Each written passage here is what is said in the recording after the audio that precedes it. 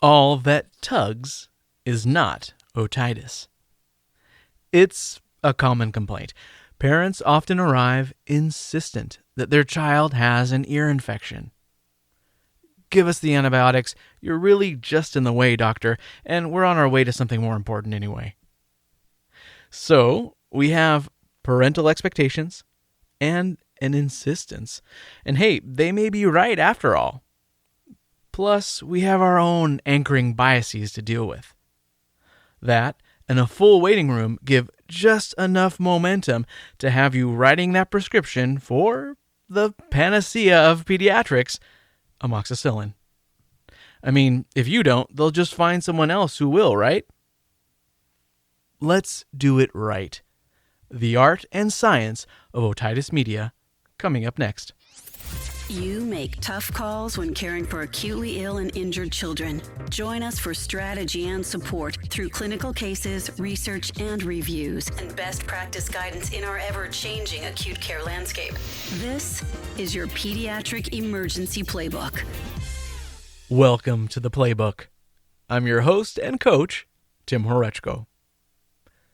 Medicine is, at its core, a human endeavor. All of our knowledge and expertise and decision-making won't add up to a hill of beans if we can't see where our patient is coming from, or if we can't get our patient to see where we're coming from, and for all of us to create a good plan together. In other words, communication.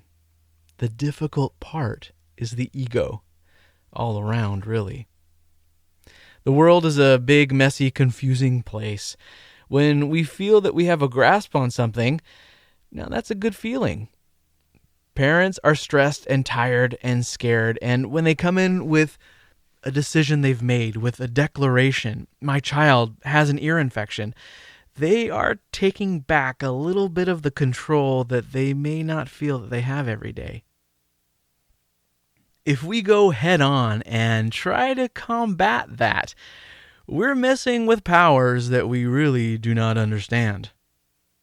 The discussion really isn't about the established communities of sessile bacteria embedded in a matrix of extracellular polymeric substances adherent to a mucosal surface.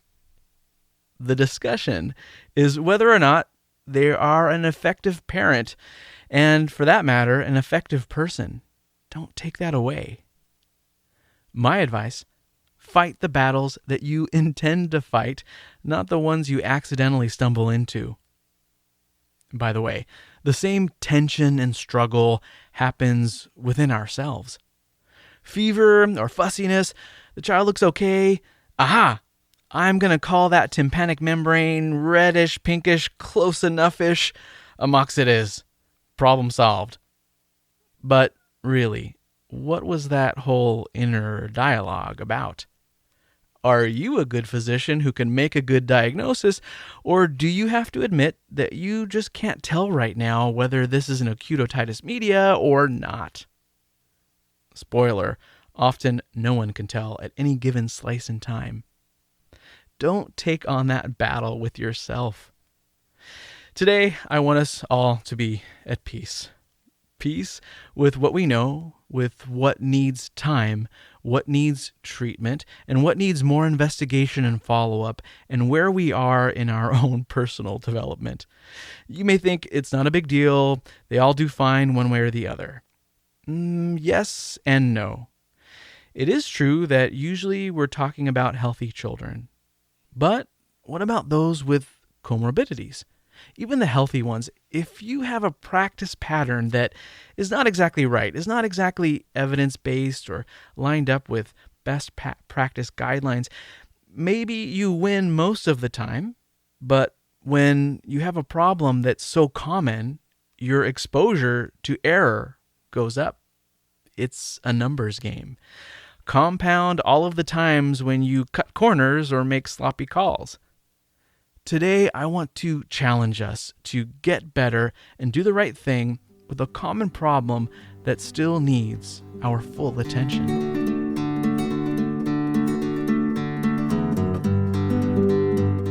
All right, enough philosophy. Let's get down to it. A quick refresher on the basics, then we'll build on that to deal with more difficult cases. Acute otitis media is the most common reason that children get antibiotics, which means we have to do it right. The younger you are, the higher your risk, and the higher your risk of recurrence. Luckily, with the newer, higher valent pneumococcal vaccines and the H-flu vaccine, we do see less of it now, but human anatomy hasn't changed much lately, and your little patient is at higher risk because of how his eustachian tubes drain. As a brief reminder, going from external to internal, you have your external auditory canal, the cartilaginous part, and then the part encased in your temporal bone. Your tympanic membrane demarcates the external ear from the middle ear. Since we're talking anatomy, let's talk about the TM. It looks like a slice of mandarin orange curled around a pit. The majority of the TM, from say 2 o'clock to 11 o'clock, the part that looks like a clementine or a tangerine or a satsuma or any of your favorite mandarin oranges, that caudad portion is the pars tensa. The handle of the malleus, the hammer ossicle. Oh, you didn't think I was going to go there, did you? You know me better than that. As I was saying, the malleus abuts up against the center of the TM from the middle ear. There are two projections of the membrane that run cephalad from the malleus, forming a T, the anterior malleal fold and the posterior malleal fold. The folds form the top of the T, and the malleus, the body, ending caudad in the umbo, a nice reference point. So, you have the mandarin membrane wrapped around a T. The small area just above the T, above the anterior and posterior malleal folds, around the 12 o'clock position, that is the pars flaccida, the flaccid part. And finally, the annulus runs around the perimeter of the tympanic membrane. On the interior side of the TM, you have the first ossicle you encounter, the malleus, as we mentioned.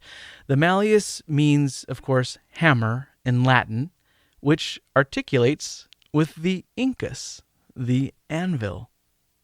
To finish up the blacksmith imagery, the incus articulates with the stapes, or the stirrup. The stapes is what abuts the oval window, part of the vestibular system that is interconnected with the auditory nerve. Sound is transmitted through the air and through the skull to move to the TM, which then resonates the ossicles, which then transmit mechanical energy to the vestibular system, to the nerve, where it is interpreted and processed by the brain. So, external ear. Got it. Middle ear is defined by the TM laterally and the round window medially. It's connected caudad with the eustachian tube, also called the auditory tube or the pharyngotympanic tube, because it helps drain the inner ear into the nasopharynx. Good stuff, right? Well, yes, when everything is working well. But let's say you catch a cold. Lots of inflammation, lots of congestion, and stasis. The middle ear is naturally colonized with oropharyngeal flora. That's all normal. Just like your storm drain, if there's flow, a little debris here and there is not too much of a problem. Children are at higher risk for acute otitis media because the angle of drainage of the eustachian tubes. In adults, the angle is acute. Gravity helps to drain baby drain. In children, the eustachian tubes are almost parallel to the ground, making drainage slow and inefficient. Again, if all is going well, not an issue.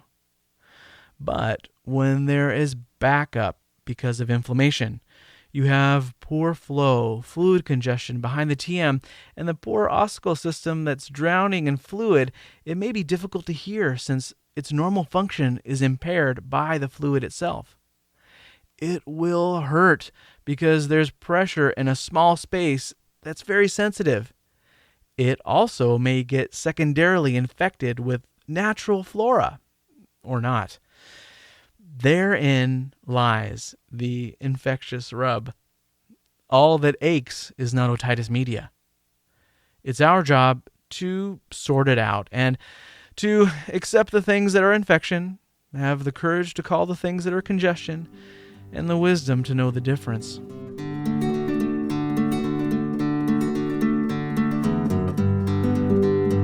The peak is just around your first birthday, anywhere from 6 months to 18 months.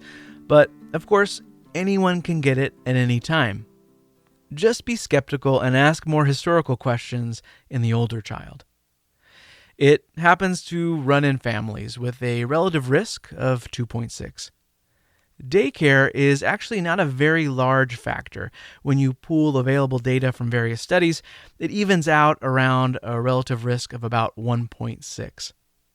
Breastfeeding decreases your risk slightly with a relative risk of 0.8. Secondhand smoke increases your risk to a relative risk of 1.5. So if mama had ear infections growing up, daddy is a smoker, baby's in daycare and formula fed, that's a lot of risk stacked up against this one child. Quick, what are the 3 top pathogens for acute otitis media? Go. Yep. Streptococcus pneumonia, non-typable Haemophilus influenzae, and Moraxella catarrhalis. All right, no more epidemiology. I think it's mostly helpful to know the risk factors when you're on the fence about the diagnosis, and you have to go with what you see and hear in front of you. On history, pain for sure, and maybe fever. Really in that order. I say maybe because we all want to find that fever without a source, and we all want to call it an ear infection, right? I'm just saying that there is often pain first, almost always, and maybe a fever to accompany it at some point. Remember, congestion first, almost always. Now, almost never do you see a fever first without much pain. Fussiness or increased crying in a preverbal child may be all that you have, but just be a little judicious with what you call ear pain or its equivalent. Remember, ego in check. Otitis is pain, pain, pain, inflammation on exam, bulging TM, erythema, and okay, I'll let you have a little bit of fever. Don't try to reverse engineer a fever with no other symptoms to an otitis with no real findings. Anyway, congestion, pressure, pain, all of that may still mean that this is a viral illness. If you see a little fullness of the TM and it's gray or pink, that's congestion. The fever is from the virus the child already has. If you see some TM fullness and it's pink, maybe it's starting to get red, that's a little bit more to work with, but probably not enough to call an acute otitis media. Now, what I want for you to see a hot, red, angry donut staring back at you on the other end of that otoscope. Now that's a good otitis media. What I don't want from us is to see a little bit of redness on the TM and a crying child and call it a day. That's just not enough. When he stops crying, the vascular congestion will go away. Now, sometimes it's hard to tell, and again, this is all a spectrum of disease. If the redness of the TM is due to crying, here's a little tip. Look for sparing of the pars tensa, the majority of the TM that surrounds the ossicles. It's less vascularized and should not turn so red with crying alone. The pars flaccida, the part at 12 o'clock above the ossicles, is much more vascularized, and it can turn bright red with a screaming Mimi. Now, I get it. You want to get the unpleasantness over with, and that exam sometimes can feel like you are violating a Geneva Convention. You may be tempted to call it a day and call it an ear infection, but that would be wrong. So, a crying child with pars flaccida erythema during crying, but with a non-bulging, not really erythematous pars tensa, it's probably not otitis media. Aren't you glad we went over the anatomy of that pesky little eardrum?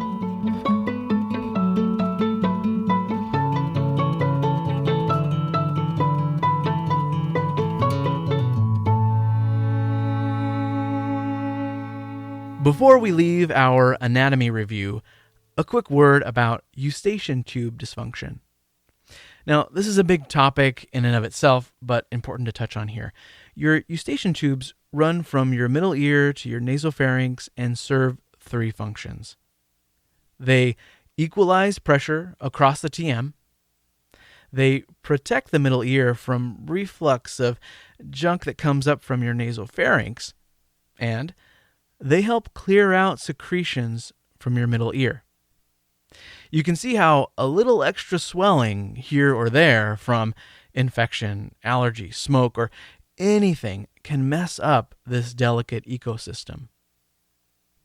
Really, the eustachian tube is a dynamic organ. It has a lumen, it has a skeleton, a mucosal lining, and supportive muscles and soft tissue, all trying to keep the middle ear happy and functioning.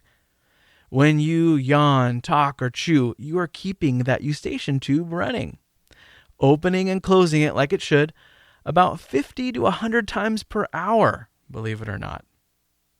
Regulating pressure can be a problem if you're congested, or at altitude, or scuba diving, for example. Even what seems like not that bad of a habit, like thumb sucking, or those people who constantly sniff through their nose like a tick, that can cause abnormal negative pressure and dysfunction. Reflux can happen up the eustachian tube in congenital syndromes that cause craniofacial abnormalities. These children have short, floppy, poorly functioning tubes. Impaired mucociliary clearance can be temporary from inflammation or infection, or chronic because of something like cystic fibrosis, for example. There's a long list of reasons, but it boils down to obstruction or the opposite, chronic patency. Both are not helpful, as the eustachian tube should be healthy, it should be dynamic, it should be a valve. Now, how are we going to pick up on this? It's the child or adolescent with chronic complaints or recurrent visits with ear pain or discomfort. One way to try to sort this out is by history, and also asking what their hearing is like on the affected side. In otitis media, there is usually decreased hearing because of all the fluid in the middle ear that we talked about. In eustachian tube dysfunction, they'll report autophony. They'll feel like they have an amplified hearing on that side, or like they are hearing someone talking from inside a cave or a barrel. You have an amplified sound with eustachian tube dysfunction. The treatment, of course, depends on the cause, but medical interventions include decongestants and the like. Surgically, tympanostomy tubes help regulate pressure across the TM, or an ear, nose, and throat specialist may even do eustachian tuboplasty. They alter the mucosal lining. A recent intervention is balloon dilation of the eustachian tube. It is literally what it sounds like, up the nose with a rubber hose.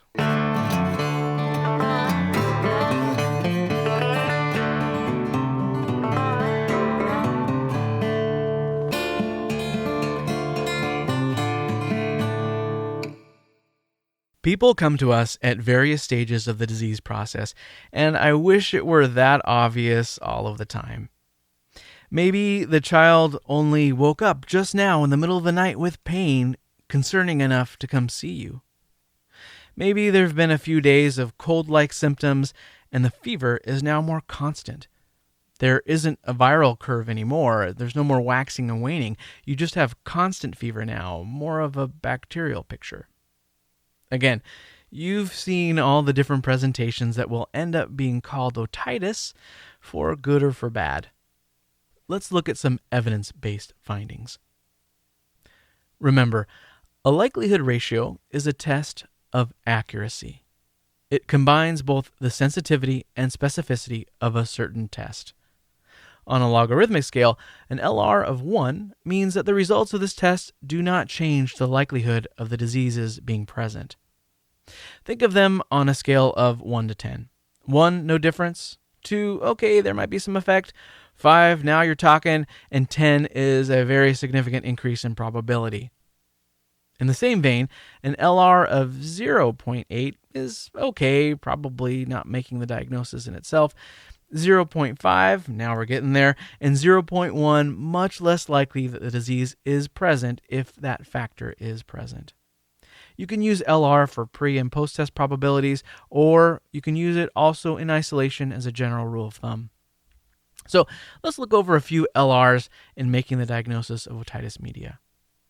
In terms of symptoms, on history, ear pain has a likelihood ratio of 3 to 7, depending on the study you look at, which makes sense because it suffers from high sensitivity and low to moderate specificity, hence that large range. Cough and rhinorrhea don't change the likelihood very much. Both of them are about 1, which tells us something. It's okay to have a URI just before developing otitis media. You can have the two things, or the very natural complication of a URI, stasis, bacterial superinfection. Interestingly, a headache shows a likelihood ratio of 0.4. That tells you it's probably something else.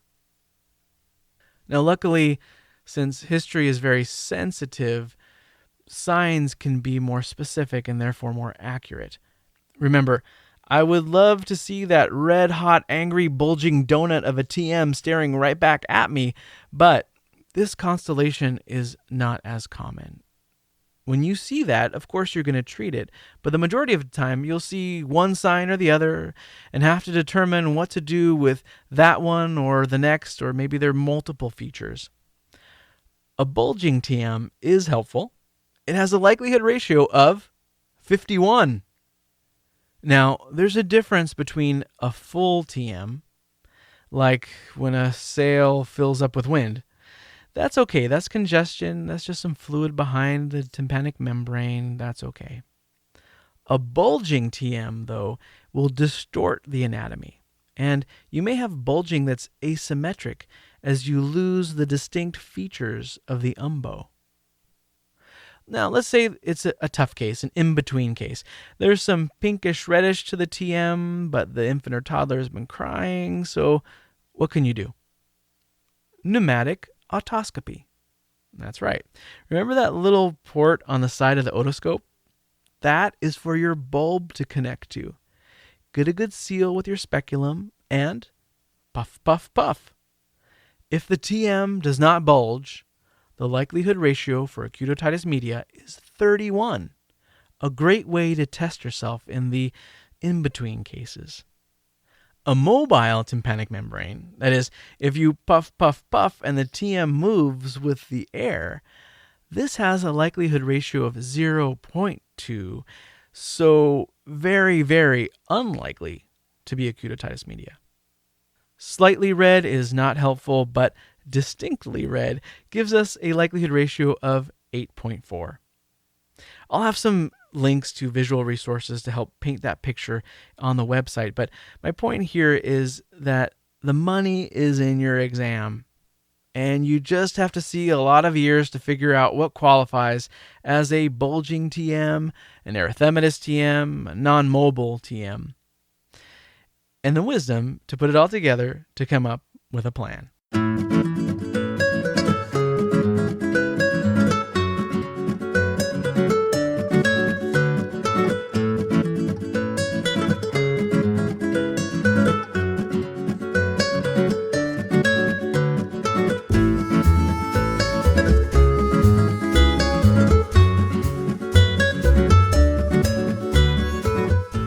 So, you may have a low suspicion or a moderate suspicion, or you're sure that this child has acute otitis media.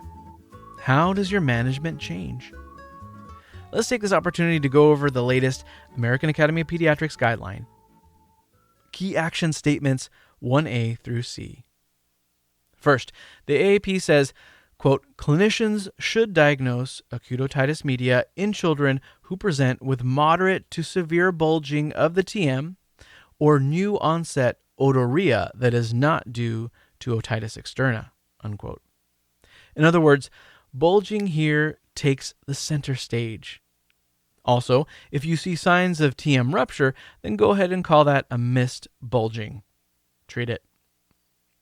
Next, quote, Clinicians should diagnose acute otitis media in children who present with mild bulging and recent onset ear pain that is less than 48 hours or intense erythema of the TM, unquote. Now, this guideline is a little problematic because it's the slippiest of the slopes that we'll climb here. I think this is where we all tend to overcall it. Ear pain plus anything else to explain it? Treat? Well, the way I interpret this is that intense ear pain is the primary symptom, and the signs that you're looking for have not quite completely caught up yet to be that remarkable. Again, a constellation of symptoms and signs makes sense, and that's what we're looking for. And lastly, on diagnosis, quote, clinicians should not diagnose acute otitis media in children who do not have a middle ear effusion on pneumatic otoscopy, unquote. Now here's where we say bingo. Remember, if you don't have fluid behind your eardrum, you ain't got otitis media. So let's put this all together. Really bulging? Really? You should still use pneumatic otoscopy, but you're more likely to treat. Sort of bulging, sort of red, but painful. Use that pneumatic otoscope to puff, puff, puff, and figure out if there's fluid trapped behind that TM or not. If the TM moves with your puffs of air, you should rethink your diagnosis. Remember, likelihood ratio of 0.2, very unlikely. So, totally straightforward, right? No, it's difficult, and as I mentioned, it's often a judgment call. If we're really trying to be good antibiotic stewards, but at the same time we don't want to miss the opportunity to help a child or prevent complications, what do we do in the in-between cases? The study that we all know and love, the Wait and See prescription trial, this can help us with some evidence basis. In 2006, in the Journal of the American Medical Association, Dr. Spiro et al. Reported the results of their randomized control trial. Children who received a diagnosis of acute otitis media were randomized to a standard prescription to be filled immediately or a wait and see prescription group. The wait and see patients were instructed not to fill the prescription for the next 48 hours, after which they were welcome to do so if they felt that symptoms were ongoing. Both groups were given NSAIDs by mouth and analgesic ear drops. 776 children with otitis media were assessed for eligibility over the course of a year in one academic emergency department. 283 were eligible, they were consented and enrolled. In the standard group, 13% of patients didn't fill their prescriptions for any reason. In the wait and see group, 62% did not fill their prescriptions, mostly because the child was improving by then. They followed them all up at regular intervals, and there were no serious adverse events. They had a little bit more diarrhea, of course, in the standard group. The wait and see group, on average, had 0.4 more days of pain over the course of a week than the standard group. We know that some antibiotics have anti-inflammatory properties independent of their antimicrobial properties. That may have made that small difference, but then again, we do have pain medications available for pain. I like to use this study for patients in whom the diagnosis is just not clear, at least not at the time when they arrive, and they're just as likely to improve with or without antibiotics. In the clear-cut cases of otitis media, I just go for it. Many studies are based on 10 days of amoxicillin by tradition. A few studies have looked at 5 days versus 10 days, and 10 days was better with similar side effects. The benefit was especially important in the younger than 2-year-old crowd. So, until we hear differently, 10 days is probably the safer bet with amoxicillin. The only caveat here is if you choose azithromycin, for example, because of an allergy, because of azithromycin's pharmacodynamics, 5 days is the equivalent to 10 days of amoxicillin. So, should we give twice a day, 5 times a day? There is that pesky total dose divided by, I don't know. In a meta-analysis in 2013, BID dosing was similar in efficacy to TID dosing. Plus, let's be honest, no one ever takes anything more frequently than BID anyway. So, usually we're going to do amoxicillin 90 milligrams per kilogram per day divided BID, which makes 45 milligrams per kilogram per dose, the max dose of 875 milligrams for this particular indication, which just so happens to be the adult dose. Alternatives to amoxicillin: for those that have a penicillin allergy, you could give them the big guns like ceftonir, an oral third-generation cephalosporin, or in some cases, when there's a struggle to take medications and that becomes a battle royale, then you can also give them the other nuclear option, intramuscular ceftriaxone, 50 milligrams per kilogram times 1. One quick word about allergies, and this is the skeptical side talking now. Sometimes children are brought to the doctor, let's just say very frequently and immediately at the first appearance of any symptoms, and what could have been diagnosed as a cold or viral syndrome gets a prescription for amoxicillin. Then the viral exanthem happens to appear at about the same time. Who gets the bad rap? Yep, amoxicillin. It has to be the allergy, right? It wasn't a bad diagnosis. Except it wasn't just nature saying, told you so. There is a reason that the reported allergy to amoxicillin is anywhere from 1% to 10%. When you get that history, you may probe a little more. There are a few other specific considerations I'd like to mention. First is the otitis conjunctivitis syndrome. In 1982, in Pediatrics, Dr. Bodor published a case series in his own private practice of children who presented with purulent conjunctivitis in addition to concurrent otitis. The isolates from the conjunctival purulent discharge mainly grew out Haemophilus influenzae. So a few points here. Based on this study, the general teaching is that when you see an otitis and a concurrent conjunctivitis, think Haemophilus, and therefore your treatment of amoxicillin for otitis should be upgraded to Augmentin or amoxicillin clavulanate. Okay, that's fine, but remember that this was a study done in 1982, also with one person in their own private practice. He chose the patients that he wanted to, and it was also 10 years before the H-flu vaccine was readily available.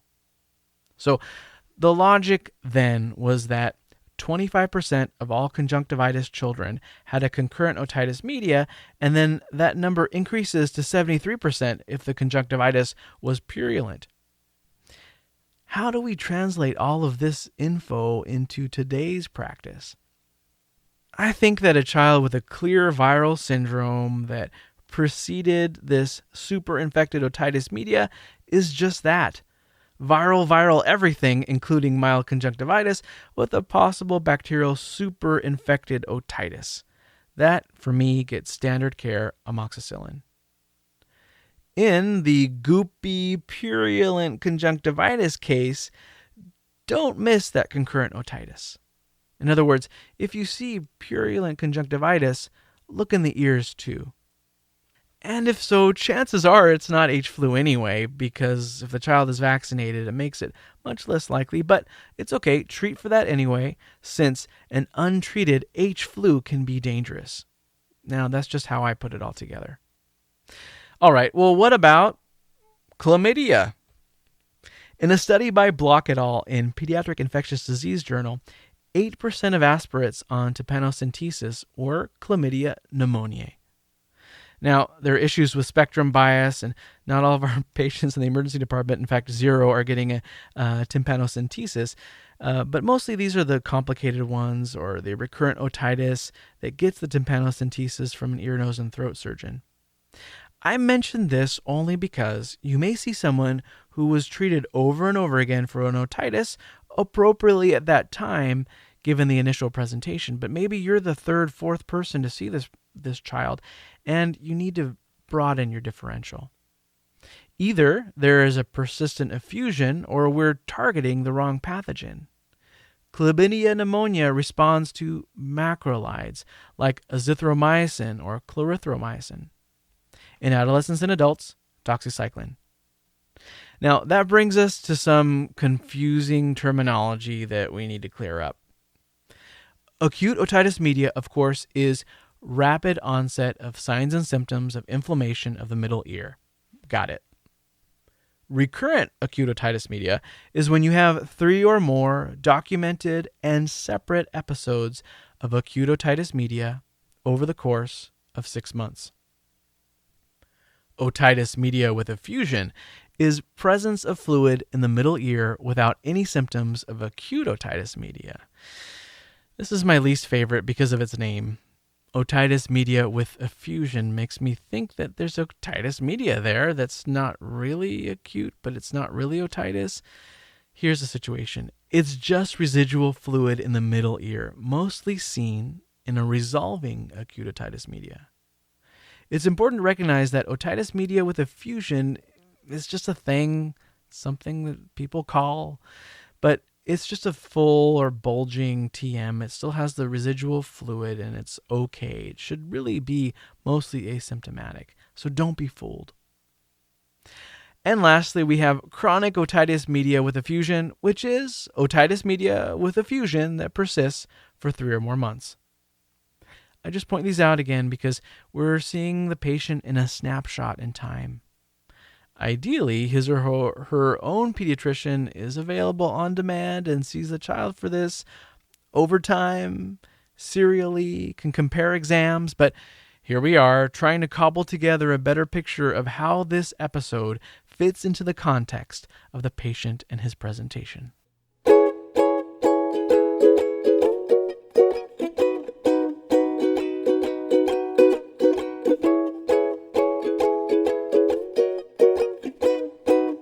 Okay, you're feeling pretty good about yourself, aren't you?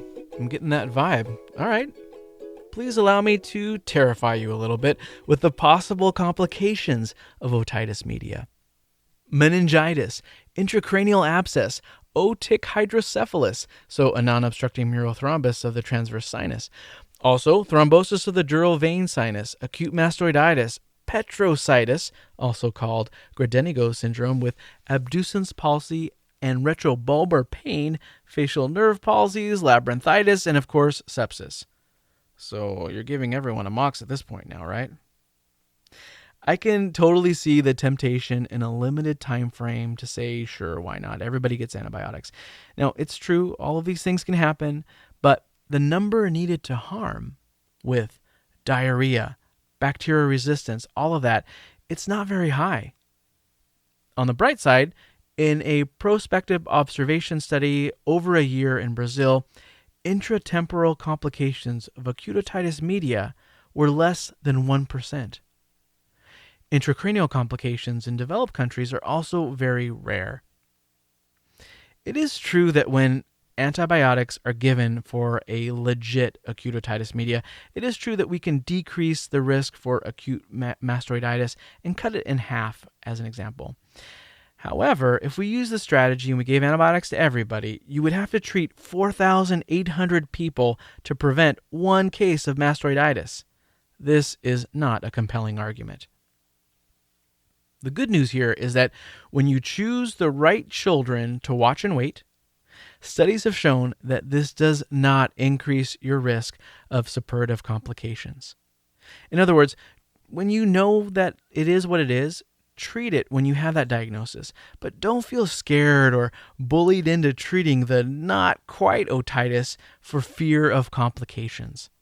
Watch and wait is very helpful, and a few days later, if they still have symptoms, you can treat it, and you're okay. This can all be scary, but really an otherwise healthy child is at very low risk. I only mention this because it's the elephant in the room, right? But with good communication, shared decision-making, and good follow-up, all will be well. It's when the child is not served well or falls through the cracks or doesn't have good access, that's when the risk for complications may increase.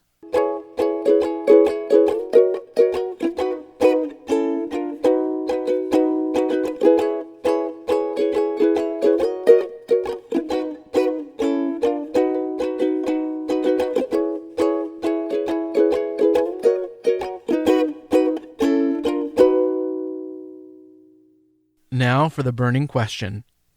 What about tubes? Tympanostomy tubes. They may help children with recurrent acute otitis media or not. Meta-analyses of their benefits show conflicting evidence for them. Anyway, let's just say you have a 3-year-old girl who has tympanostomy tubes in. That should be allowing for drainage of any possible middle ear infection, except she has legit signs and symptoms. And of course, parents are already locked and loaded that this is an infection. If you feel the need to treat, the management for this is a little different. First, the real treatment is allowing the tympanostomy tube to drain. Here comes the oral toilet. That's right, middle ear hygiene. Otolaryngologists can do this with their microscope in a targeted and meticulous manner, but really anybody can do it. You can take a very small 8 French suction catheter and gently remove the pus in the canal that is occluding the outflow of the tube. In sub-studies that look at oral toilet only, the otorrhea resolves in up to 80% of cases just with suctioning. Now for us, we would do gentle suctioning for the purposes of allowing eardrops in that we can prescribe to have some effect. In children with tympanostomy tubes and otorrhea in the ED, do your best to clean out the pus if at all possible, and consider giving topical suspension therapy instead of oral amoxicillin. The idea is that you can avoid all of the nausea, the vomiting, the diarrhea, and the possible microbial resistance if you use a local agent. I mean, there is literally a window you can put the medicine in. A randomized control trial by Dohar et al. In pediatrics studied ofloxacin otic with dexamethasone suspension, BID, versus amoxicillin clavulanate 3 times a day for 10 days in children with grommets or tympanostomy tubes. They found that clinical cure, as defined by termination of the otorrhea, was achieved in 76% in the suspension group and 69% in the oral group, with only 6% having systemic adverse effects like diarrhea in the topical group versus 31% having all of those issues in the oral group. So it may be more effective, and it definitely has less side effects. So that is to say, topical therapy with a fluoroquinolone suspension that includes a steroid for children with tympanostomy otorrhea is a good first-line treatment. Here's a quick rant on suspension versus solution. If you're treating an otitis media in a child with tympanostomy tubes, you want the suspension, not the solution. But it's not for the reasons that you may think. It's not a question of quantum fluid mechanics. It's a practical issue. We know that these medications can be ototoxic. The worst offenders, luckily, are no longer used for this reason. Neomycin solution, for example, was ototoxic. Fluoroquinolones are also potentially ototoxic, just not as commonly. All fluoroquinolone topic agents, otic or ophthalmic, are in solution form. This is why the solution will get a bad rap. When the compounding pharmacy prepares the fluoroquinolone dexamethasone formulation, a suspension is made. It's not the qualities of a thicker liquid that magically help to keep the ototoxicity at bay. It's the fact that you are co-administering a steroid to prevent an inflammatory reaction of the aminoglycoside. It's a lower risk drug. You're giving the fluoroquinolone a good steroid wingman to smooth things over, and it's also for a short duration. There's a low risk of side effects with this suspension, really this combo drug. The downside only is that it's expensive. If you only have the solution available, the fluoroquinolone only solution, you may want to treat a child with otorrhea from tympanostomy tubes with oral medications. I would rather deal with diarrhea from the oral med for a week than to risk possible ototoxicity, so that's just my advice. Whenever possible, use a suspension that includes the steroid and the fluoroquinolone. Otherwise, give them oral medication. Another more complicated scenario, you were hoping that we can make this even more complicated, right? Well, now you have a child with cochlear implants and acute otitis media. The big message here is assess for mastoiditis, for cellulitis, or for any complication that you may be able to detect now. Treat it early and get the child close follow-up with a specialist. The last scenario I'll bring up is a little easier. The child who is on proper treatment, but it's been a few days and he's not getting any better.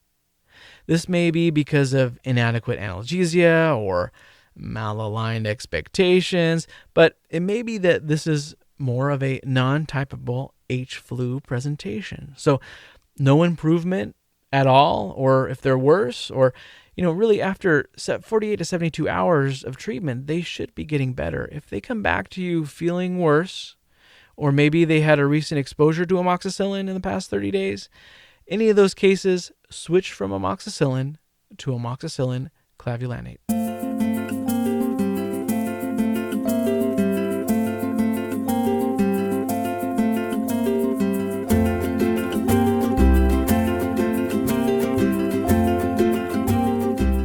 All right, let's go over a few rapid-fire vignettes to solidify what we just talked about. Bring it all together. Parents bring in an 8-month-old girl with just a few hours of fussiness. She woke up in the middle of the night crying and is only temporarily consolable. On arrival, she's well, she has a mild fever. On review of systems, maybe there's been a little bit of rhinorrhea, and you actually see it on exam. You're tempted to call it viral, but with the acute onset of symptoms, that doesn't really match this very annoyed little one. And you see, a red, bulging TM, kind of like a red-hot angry donut, staring right back at you.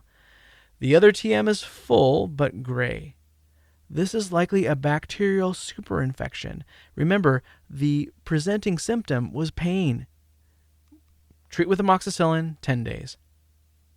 Next, 3-year-old boy, he's fussy, he has a mild fever at home. He has a history of tympanostomy tubes. He's brought in by mother because she noticed some discharge from his right ear. Yep, that's otorrhea. The TM looks a little angry. No insufflation here needed. You check the child's mastoid processes. He looks very well. And you give him a little oral toilet, an 8 French catheter to do a little suction if at all possible. But the mother says, no, thank you. So you say, that's fine. I'm going to give you ofloxacin otic drops that include the dexamethasone suspension. And I'm give you good follow-up. Next, a 12-year-old boy complains to his mother of body aches, tactile fever, runny nose, and sure, let's throw in some earache. He appears well. He has viral syndrome by history. It's only been about a day or so. His eustachian tubes at 12 years old should be a little bit more favorable angle now. You see that his left TM is slightly full, but it's gray. It's consistent with viral congestion. His right TM is bulging. It's non-mobile, but it's gray. It's not particularly painful. You do your insufflation. It slightly moves and doesn't seem to bother him. After seeing his right TM, you ask about recent illnesses. Yep, he had otitis media last month. You think this is probably otitis media with a fusion from the previous episode. It really doesn't look acute, and he definitely does have viral syndrome. Your recommendation is over-the-counter NSAIDs and follow-up. Next, a 16-year-old girl woke up in the middle of the night with terrible ear pain. She arrives holding her left ear. She thinks maybe something crawled inside. Nope, just a TM that's bulging, erythematous, and poorly mobile. It is not the worst red-hot angry donut you've ever seen, but it's legit. She has no other medical problems, no other real viral findings that are going on, no alternative reason for your findings, so you go ahead and go for it. You give her amoxicillin, BID, 10 days, and follow-up.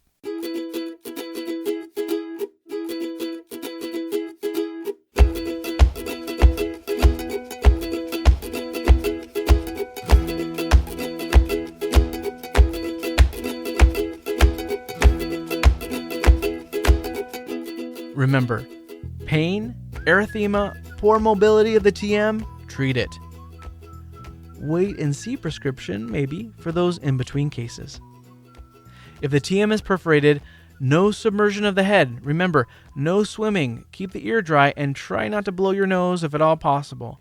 It will take weeks to months to heal that tympanic membrane. Think about the fake outs, think about the complications, but keep your medical decision making transparent. offer good follow-up, and go over return precautions. An ounce of communication is worth more than a pound of cure here. And until next time, remember, you are the champion for the child in front of you. Take care. Thank you for listening to The Playbook. We welcome your comments, questions, and feedback. Email Tim at coach@pemplaybook.org or drop by our website for show notes and more strategy at pemplaybook.org. See you there.